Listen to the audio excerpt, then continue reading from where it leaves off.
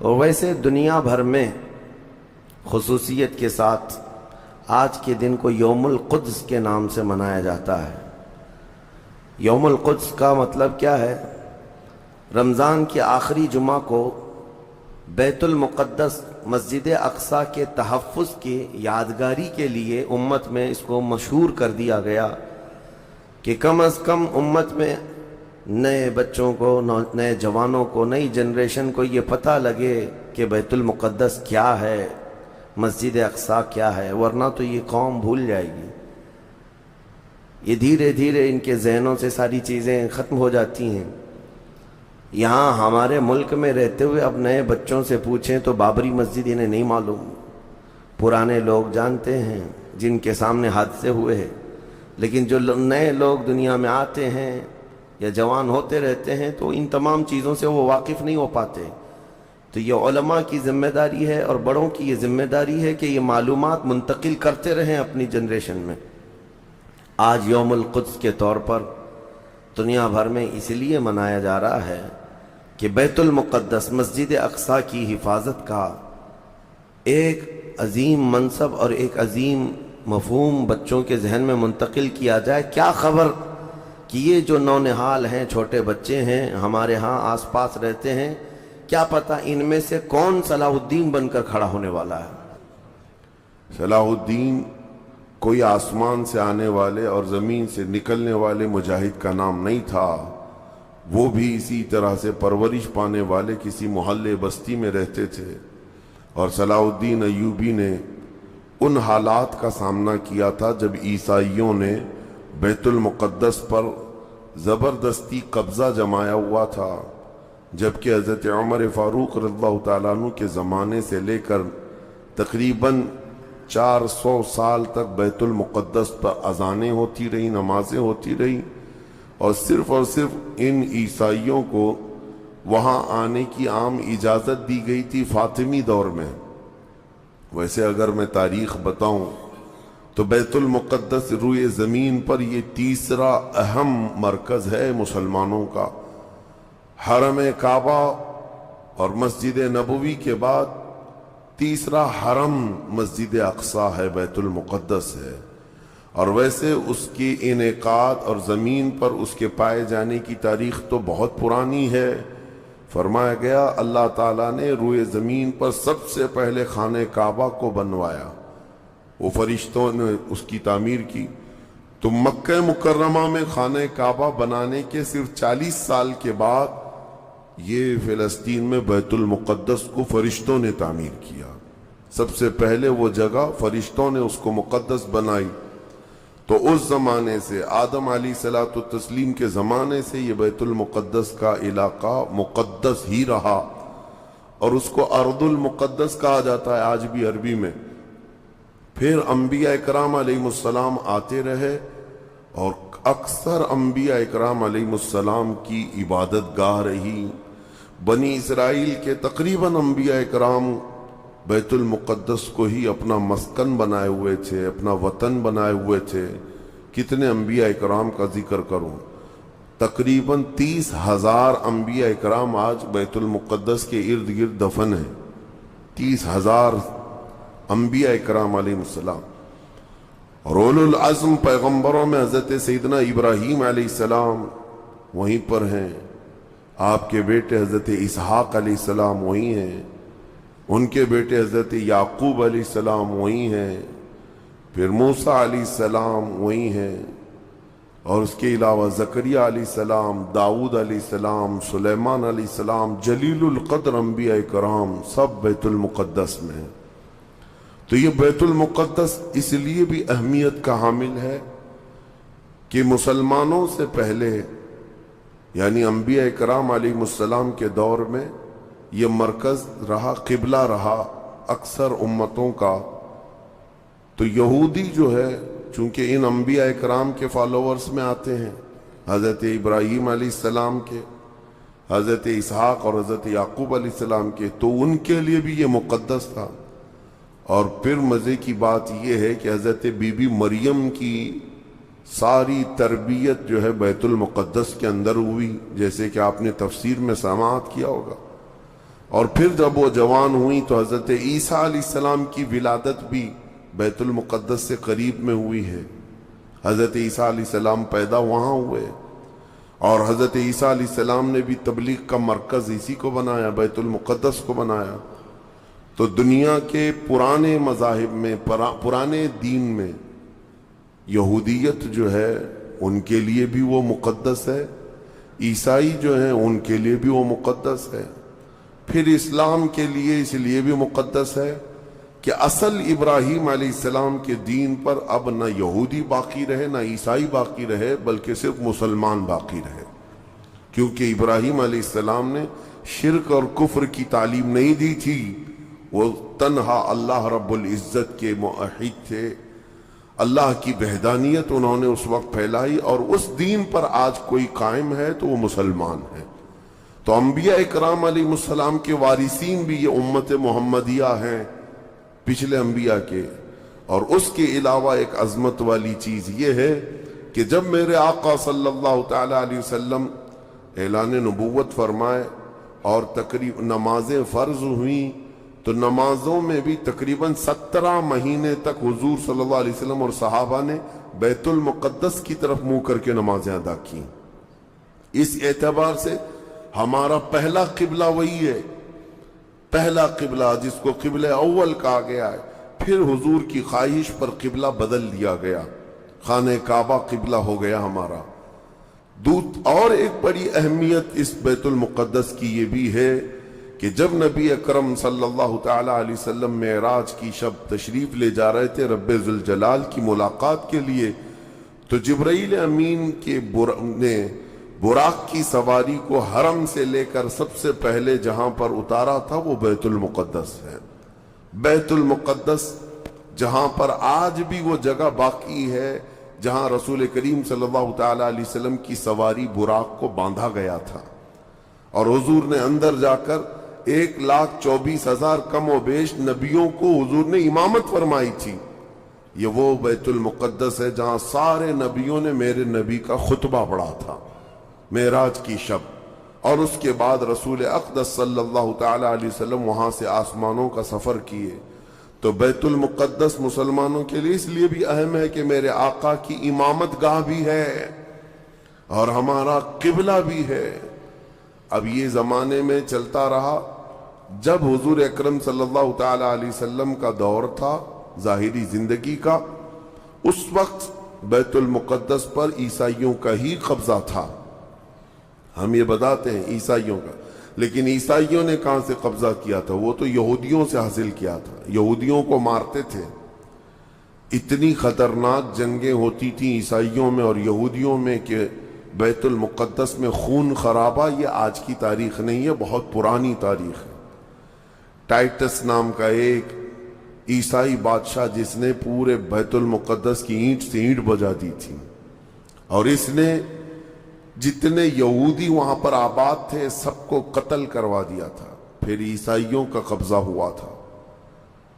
کتنے بڑے بڑے عیسائی بادشاہ آئے اور انہوں نے وہاں پر سوائے ظلم کے اور کچھ نہیں کیا بیت المقدس میں. یہ تو ان کی تاریخ چلتی تھی عیسائیوں کی, یہودیوں کی. یہودیوں سے کئی مرتبہ بیت المقدس لے لیا گیا اور عیسائی جھنڈا وہاں لہرایا گیا. کئی 100 سال تک عیسائیوں نے یہودیوں کا داخلہ بھی بند کر رکھا تھا کہ کوئی یہودی پھٹکنے بھی نہ پائے. بیت المقدس تو چھوڑے, یروشلم میں فلسطین میں کسی یہودی کی انٹری نہیں تھی. عیسائیوں کا جب غلبہ تھا تو یہ کئی زمانے تک چلتا رہا. اصل یہاں پر کیا تھا وہ میں آپ کو بتا دوں.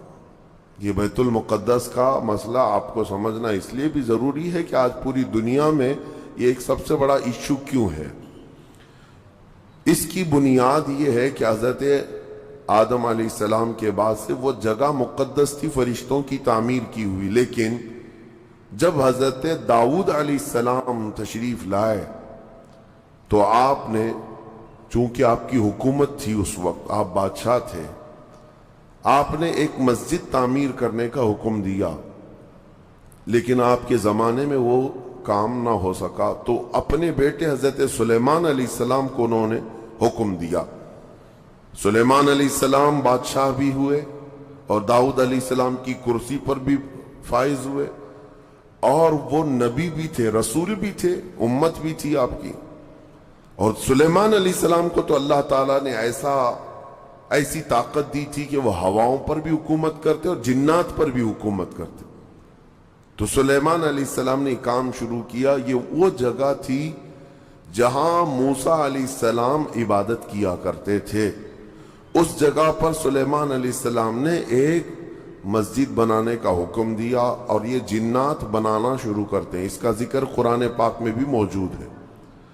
حضرت سلیمان علیہ السلام نے جب پورا ڈیزائن دیا کہ اس طرح سے بننا ہے، تو پھر جنات تعمیر کرتے رہے، جنات تعمیر کرتے رہے، اور جنات اتنا خوف کھاتے تھے سلیمان علیہ السلام سے کہ وہ ایک لمحہ بھی حضرت سلیمان علیہ السلام سے غافل نہیں ہوتے یا حکم عدولی نہیں کرتے۔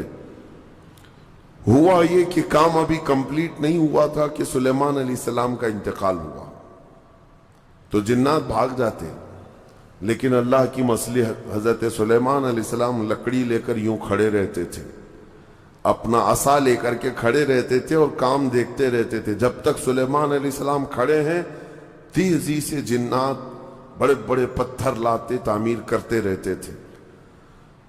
انتقال ہوا سلیمان علیہ السلام کا، اور آپ ایسے ہی کھڑے رہ گئے، آپ کے کھڑے کھڑے وفات ہوئی ہے۔ اور اس طرح سلیمان علیہ السلام کی وفات کو سالوں گزر گئے، لیکن آپ وہاں سے ہٹے نہیں، کیونکہ کام چل رہا تھا۔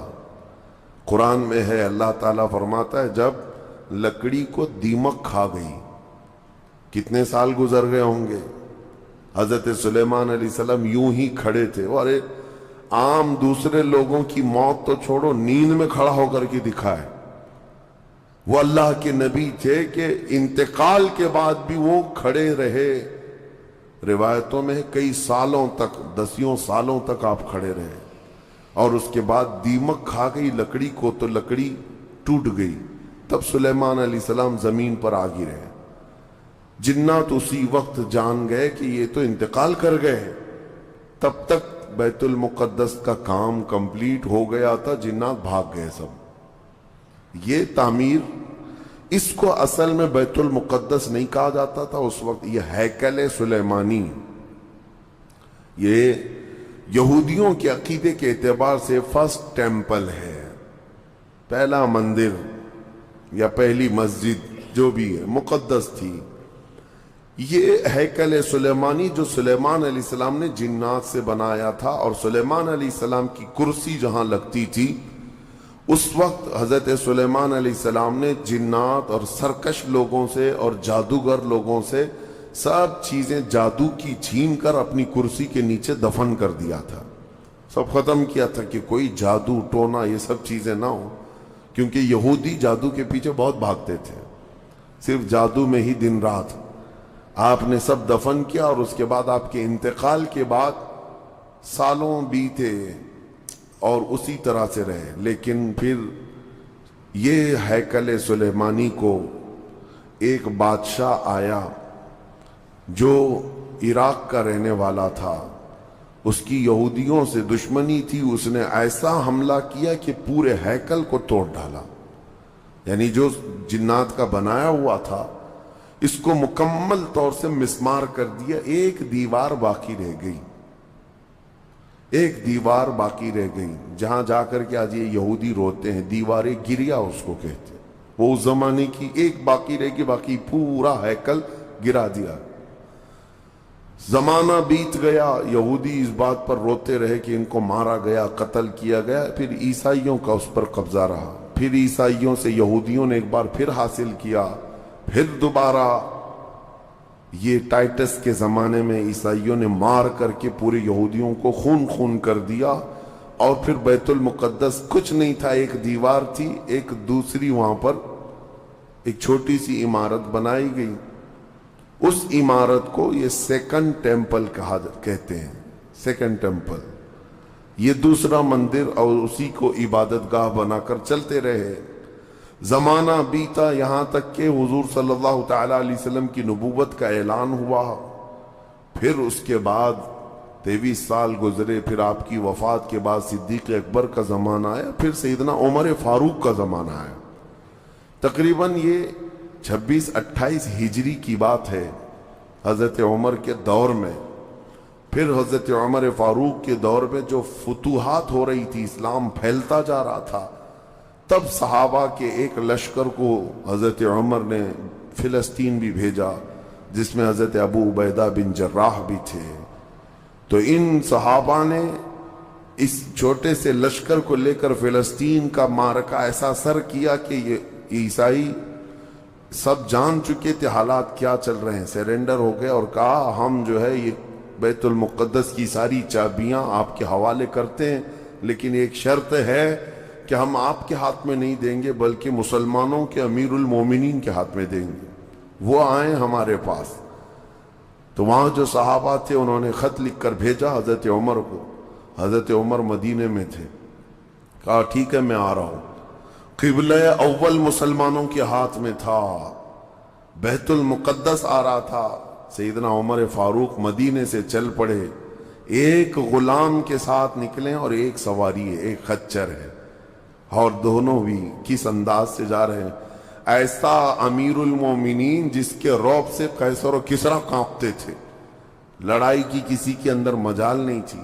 وہ ایک خچر کے سواری پر اتنا لمبا سفر طے کر رہے ہیں، وہ بھی غلام سے یہ طے کر رکھا ہے 1 میل میں بیٹھوں گا، 1 میل تو بیٹھنا، ہاں تو رسی پکڑ کے چلے گا 1 میل تک، اور اس کے بعد جب تو بیٹھے گا تو میں رسی پکڑ کے چلوں گا 1 میل تک۔ اس طرح سے تو سفر طے کیا۔ جب فلسطین پہنچ رہے تھے اور اس وقت لوگوں میں خبر تھی کہ امیر المومنین آ رہے ہیں، تو لوگ دیکھنے کے لیے شہر سے بھاگے بھاگے باہر آئے۔ اتفاق ایسا کہ اس وقت خچر گھوڑے پر بیٹھنے کی باری غلام کی تھی اور نکیل رسی حضرت عمر کے ہاتھ میں تھی۔ دوڑے ہوئے لوگ آئے جو نہیں پہچانتے تھے، عیسائیوں نے امیر المومنین کہہ کر اس غلام کا استقبال کیا کہ تشریف لائیں۔ تب جو صحابہ تھے وہاں پر انہوں نے پکار کر کہا اے نادانو، وہ امیر المومنین نہیں، رسی پکڑا ہوا امیر المومنین ہے، یہ امیر المومنین ہے۔ پہلی مرتبہ ان اعلیٰ اخلاق و کردار کو عیسائیوں نے دیکھا تھا کہ وقت کا خلیفہ کوئی گھوڑے کی رسی پکڑ کر کے بھی چلتا ہے، تو بہت متاثر ہوئے، اور اس کے بعد بنا کسی جنگ کے حضرت عمر فاروق رضی اللہ تعالیٰ عنہ بیت المقدس میں داخل ہوئے، اور ان عیسائیوں نے جو کچھ بھی وہاں پر کیا تھا اس کو نکالا۔ پھر حضرت عمر فاروق رضی اللہ تعالیٰ عنہ نے پہلی اذان دینے کا حکم فرمایا، وہ ظہر کی اذان تھی، آپ نے وہاں پر نماز پڑھائی۔ پھر اس کے بعد یہ سلسلہ چلتا رہا۔ اب اس میں تفصیل ہے، عیسائیوں کو اسی طرح ہم بھی بھگاتے، مسلمان بھی بھگاتے، جیسے یہ یہودیوں کو بھگاتے تھے۔ تو انہیں آج بولنا چاہیے تھا کہ مسلمانوں نے زبردستی قبضہ کیا۔ حضرت عمر فاروق کا عام اعلان تھا کہ جو یہاں پر رہنا چاہے اس کے لیے کھلی آزادی، حتیٰ کہ عیسائیوں کا چرچ بھی تھا پرانا، حضرت عمر نے کہا اس کو توڑا نہ جائے، اس میں عبادت جو ہوتی ہے ان کو اپنی عبادت کرنے دیا جائے۔ حضرت عمر چاہتے تو اینٹ سے اینٹ بجا دیتے، نکال کر صاف کر دیتے، لیکن آپ نے کھلی اجازت دی، اور عیسائی ویسے ہی باقی رہے۔ 400 سال تک یہ سلسلہ چلتا رہا۔ پھر فاطمی دور آیا، یعنی بنو عباس کی خلافت ختم ہوئی۔ فاطمیوں کا غلغلہ تھا، انہوں نے خلافت سنبھالی، لیکن وہ مضبوط نہیں تھے، کمزور خلیفہ آئے، جس کی وجہ سے صلیبی طاقتیں جتنی بھی تھیں سب آ کر کے اس خلیفہ پر قبضہ جما لیا، اور بیت المقدس میں اجازت پہلے مانگ لی کہ ہمیں آنے جانے کی اجازت دی جائے۔ جب آنے جانے کی اجازت مل گئی تو پورے علاقے پر زبردستی غاصب قبضہ کر کے وہاں سے سارے مسلمانوں کو ختم کر دیا، بہت مسلمانوں کا قتل کیا۔ فلسطین کی سرزمین یہودیوں کے قتل سے بھی بھری ہے، مسلمانوں کے قتل سے بھی بھری ہے، اور یہودیوں نے عیسائیوں کا بھی قتل کیا ہے۔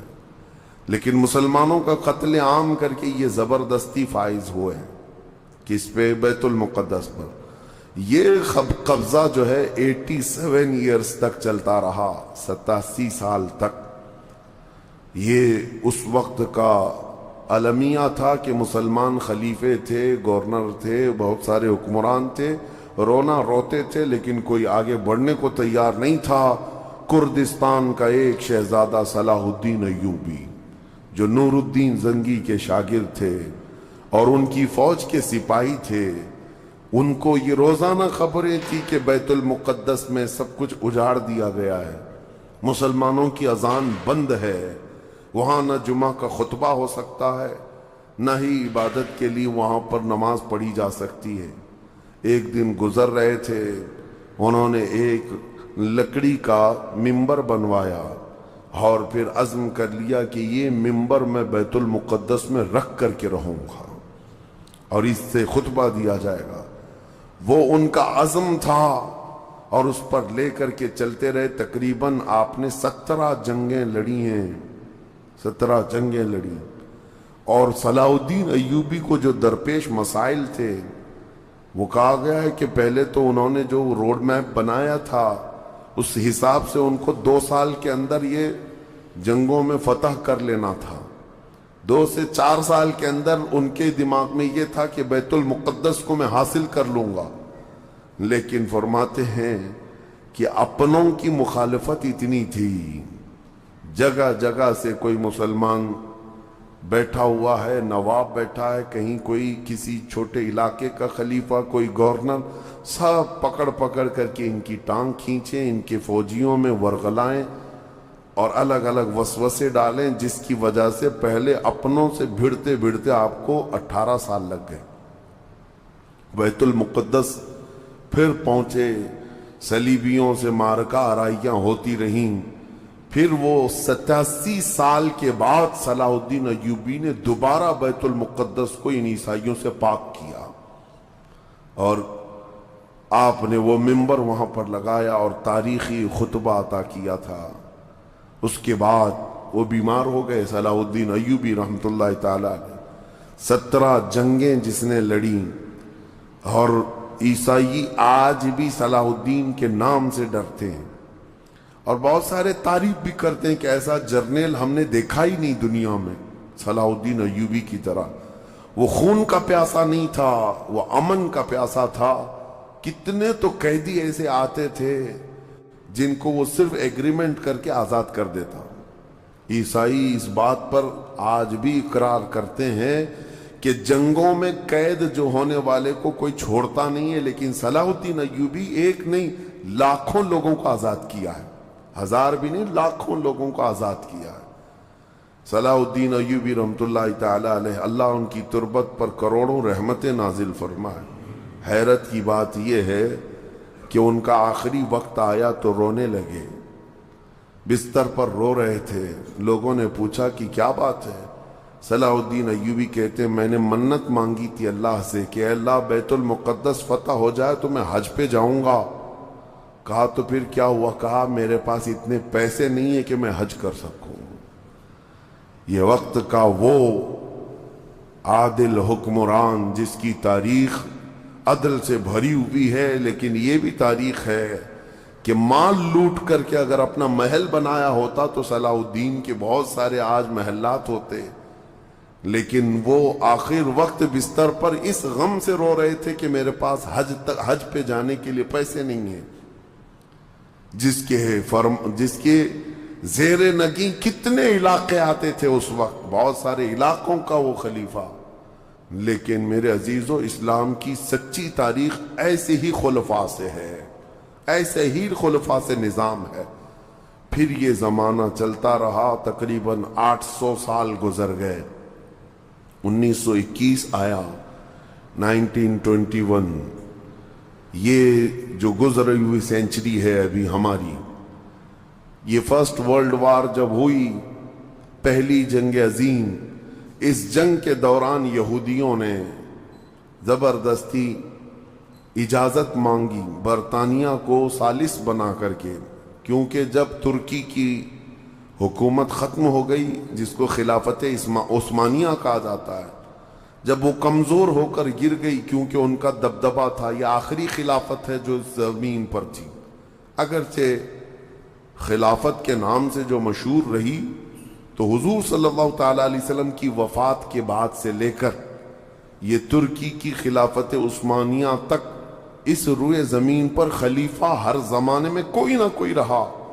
لیکن 1921 سے لے کر 1921 سے لے کر اب کا زمانہ آ گیا 2023، اتنے سال 100 سال گزر گئے، پوری دنیا میں اب کوئی خلیفہ مسلمانوں کا نہیں رہا. بادشاہ تو بہت سارے ہیں، امیر المومنین اور خلیفہ کے نام سے اس روئے زمین پر اب کوئی نہیں.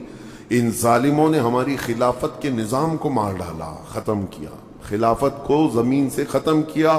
اب لوگوں کو نیا لگتا ہے کہ خلافت کا مطلب کیا ہے. خلافت ایک نظام ہے، پورا نظام ہے.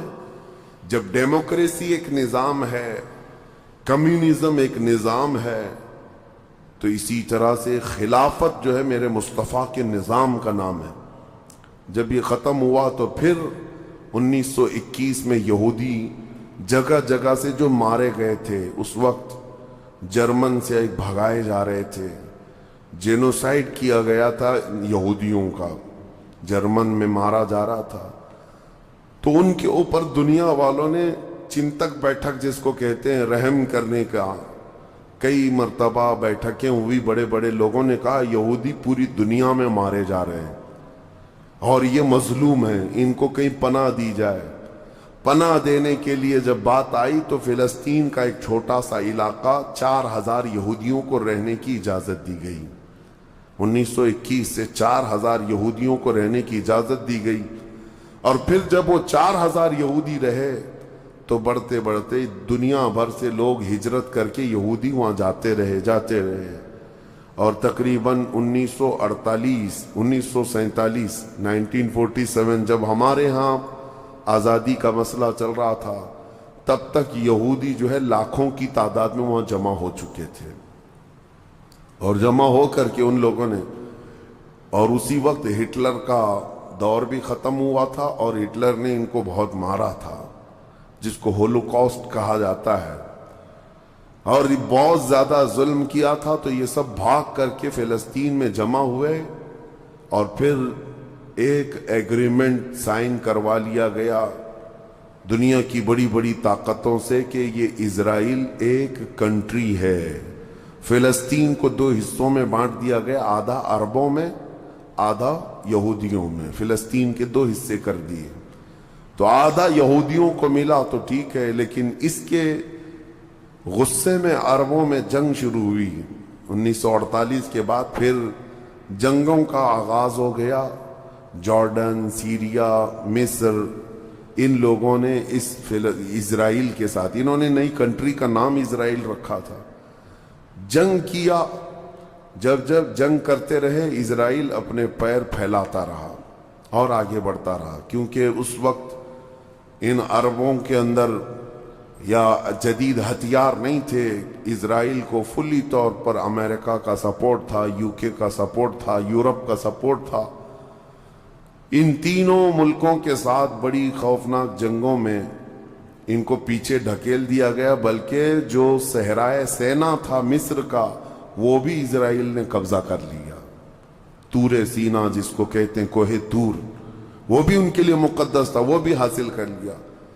پھر اس کے بعد دوسری جنگ بھی ہوئی تھی مصر کی، تب مصر نے وہ علاقہ واپس لیا اور اسرائیل کو سمیٹنے کی کوشش کرتے رہے. 3 بڑی جنگوں میں ہوا یہ کہ جب جنگ ہوتی رہی، اسرائیل پھیلتا رہا.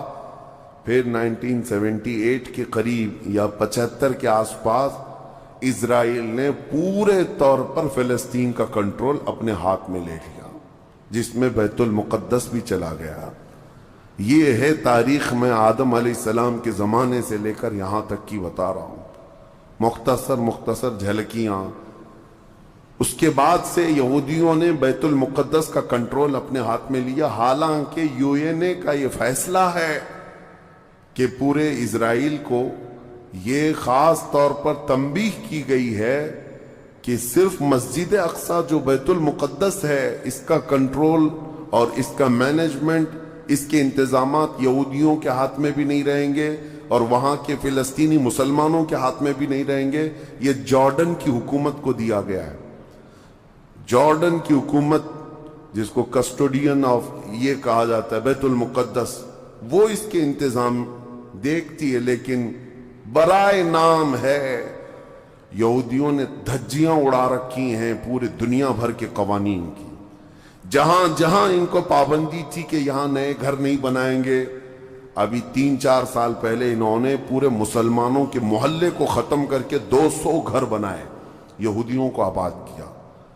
برسوں سے یہاں جو مسلمان تھے، ابھی آپ جا کر کے کبھی دیکھیں یروشلم، بیت الحم جو بیت المقدس کے آس پاس کے علاقے، رام اللہ، 40 سال 45 سال ہو گئے دکانوں کو تالے لگے ہوئے ہیں، جالے لگے ہوئے ہیں، لیکن کھولنے کی اجازت نہیں ہے۔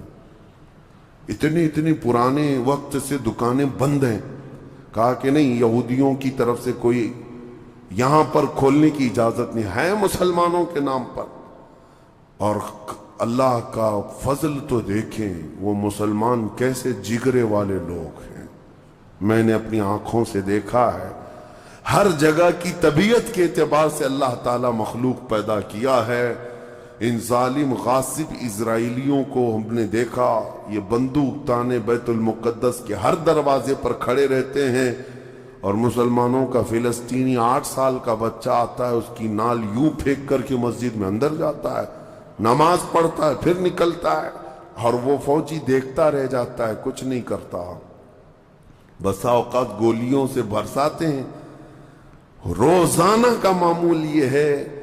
رات کو گولیوں کی بارش ہوئی، سمیٹ کر کے ختم کیا گیا، زخمی ہاسپٹل میں گئے، دوسرے دن دیکھا عصر کے بعد بیت المقدس کے باہر صحن جو ہے وہاں پر پھر عورتیں بچے سب جو روزانہ عصر سے لے کر مغرب تک اپنی روٹیاں اپنے کھانے لے کر کے آتی ہیں، بیٹھتی ہیں، ایسا لگتا ہے یہاں کچھ ہوا ہی نہیں، کچھ ہوا ہی نہیں۔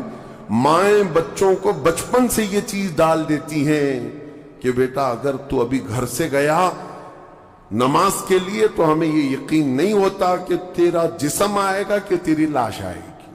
ہر ماں کا یہ وہاں پر جذبہ ہے، اور یہ حدیث پاک میں موجود ہے۔ میرے آقا صلی اللہ علیہ وسلم نے فرمایا لا تزال طائفۃ من امتی، میری امت میں سے ایک جماعت ایسی رہے گی جو قیامت تک حق کے لیے لڑتی رہے گی، اور اللہ ان کا ناصر و مددگار ہوگا۔ بیت المقدس کی یہ تاریخ، آج بیت المقدس کو انہوں نے خون میں نہلا رکھا ہے، یہودیوں کا زبردستی اس پر قبضہ ہے۔ اب یہ چاہتے کیا ہیں یہ بھی میں آپ کو بتا دوں، یہ چاہتے ہیں کہ یہ مسجد اقصی جو تعمیر ہوئی یہ حضرت عمر کے حکم سے ہوئی، پھر اموی خلفاء جب آئے، خلیفہ ولید بن عبد الملک، اس نے پوری مسجد بنوائی، اور یہ جو پیلا گنبد آپ دیکھتے ہیں قبۃ الصخرہ جو مسجد اقصی سے جس کو مشہور کیا گیا ہے، یہ قبۃ الصخرہ ہے، ڈوم آف راک جس کو کہتے ہیں، یہ اصل اس سے لگی ہوئی ہے بیت المقدس کی مسجد پرانی، اس کو شو نہیں کرتے، اس کو یہ گرا کر کے اس کو پورا زمین بوس کر کے 3rd ٹیمپل بنانے کا پلان ہے۔ ان کو یہ چاہیے کہ حضرت داؤد علیہ السلام کے زمانے میں جو کام شروع ہوا تھا، سلیمان علیہ السلام نے جو مندر بنایا تھا، جو ٹیمپل بنایا تھا، ہم اس کو اسی جگہ تعمیر کریں گے۔ تو بیت المقدس مسجد اقصی کی دیوار سے دیوار انہیں گرانا ہے، اس کے لیے یہ کیا کیا سازشیں کرتے رہے، کھدائی کرتے رہے کہ یہاں پرانا خزانہ ہے، فلاں چیزیں ہیں، ثبوت نکالنا ہے، کتنا دیواروں کو ہلانے کے لیے آرٹیفیشیل زلزلے لائے گئے، مصنوعی طور پر یہ زمین ارتھ کویک لائے گئے کہ مسجد اقصی گر جائے، لیکن اللہ کی مرضی جب تک چاہے۔ اب اگر حالات ایسی ہیں تو یہ مسجد اقصی کو گرا کر کے وہاں پر ایک 3rd ٹیمپل بنائیں گے، جس کا پورا آرکیٹیکٹ ڈیزائن بھی انہوں نے ظاہر کر دیا ہے، نشر کر دیا ہے، کوئن بھی ایک جاری کر دیا ہے جس کو لے کر کے ان کے 3rd ٹیمپل کے اندر جائے گا، آئے گا۔ یہ 2017 کی بات میں بتا رہا ہوں، پوری تیاریاں کر لی گئی ہیں۔ اب دیکھا گیا ہے کہ مسلمان ہر جگہ سے سوئے ہوئے ہیں، اب کوئی بھی اٹھتا نہیں ہے۔ عربوں کے منہ میں تو انہوں نے اپنی زبان رکھ دی ہے، عرب اب بولنے کے قابل نہیں رہ گئے۔ اور بغل کے جو دیش لڑے تھے پہلے، مصر، سیریا، جارڈن، آج ان کی حالت کیا ہے؟ وہ خود خانہ جنگی میں مبتلا ہیں، آپس کی لڑائیوں میں مصروف ہیں۔ اسرائیل کی غنڈہ گردی اور دادا گیری اس حد تک بڑھ گئی ہے کہ اسے آس پاس کسی کا خوف نہیں۔ ہاں اگر کچھ بولتا ہے تو کبھی ترکی بولتا ہے، ہاں اس کو اپنے اس ملک کے لیے سب سے بڑا خطرہ محسوس ہوتا ہے تو ایران ہے۔ ایران کو اس نے سعودی سے ایسا لڑا کر کے رکھا ہے کہ وہ آپس میں جنگیں کرتے رہیں۔ اسی لیے ابھی ایران اور سعودی کا پیس معاہدہ ہوا، ایگریمنٹ ہوا، تو سب سے پہلے نیند حرام ہو رہی ہے اسرائیل کی کہ یہ اگر دوست ہو گئے تو میرا کیا ہوگا، میری حفاظت کیا ہوگی۔